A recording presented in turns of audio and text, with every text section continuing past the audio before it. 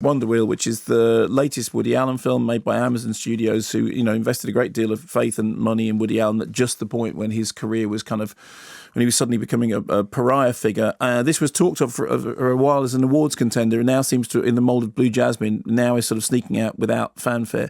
And the honest answer is it's not very good. Set in the 1950s around Coney Island. If you remember in Annie Hall, his character says a thing about, people say I exaggerate, but I grew up under the roller coaster. Effectively here, in that setting, Kate Winslet is Ginny, who lives in a house which overlooks the Wonder Wheel, or the Wonder Wall, as I said earlier on.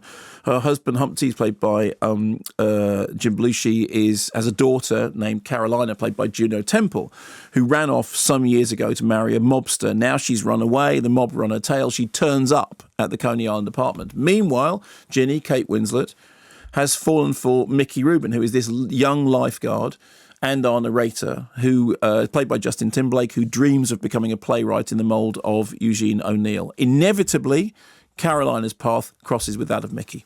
I knew what was going on, but you looked the other way when your husband's hot stuff and 6 million women are after him. But he wants you. And it's all jewelry and furs and Florida and the racetrack and the Copa and the roulette wheel in Cuba.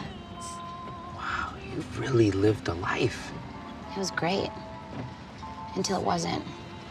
And then it was a lot of arguing and getting pushed around. What'd you argue over? Just sooner or later, everything. It sounds exciting, but it's an unreal way to live. I want a family, and I wanted peace. So eventually the whole thing blew up and we split. But the FBI got to me, and I was all mixed up and scared, and I said things because I know things. So that's Juno Temple, and Juno Temple is the best thing about the film. Juno Temple is a very, very fine actor. We've seen her in things like Killer Joan, which she was great. She's good in Unsane, which is the forthcoming movie, which opens in a couple of weeks' time, which I've seen, and also in Gregor Aki's Kaboom, I think, which is one of my favourite Gregor Aki films.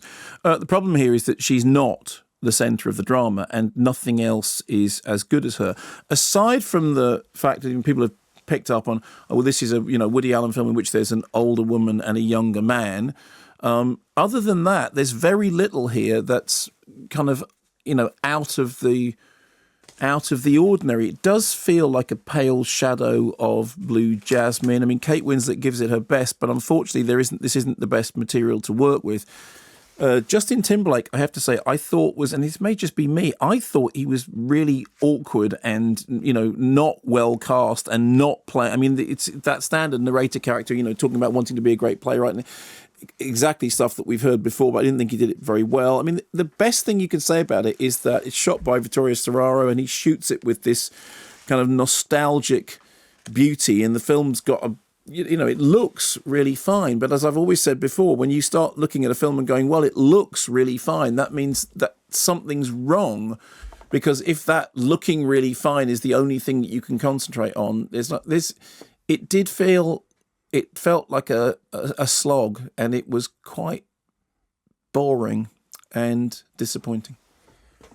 Can you think of any other boring Woody Allen films? There are a couple. I mean, he has made some duff films. I mean, there are things like Magic in the Moonlight, which I liked more than other people. I absolutely hated the one about the teacher, which name I can't remember. I keep wanting to call it A Serious Man. Is it called A Serious Man? I thought that was rubbish. But it felt very, very, I mean, not just the nostalgic period setting, it just felt very old and tired.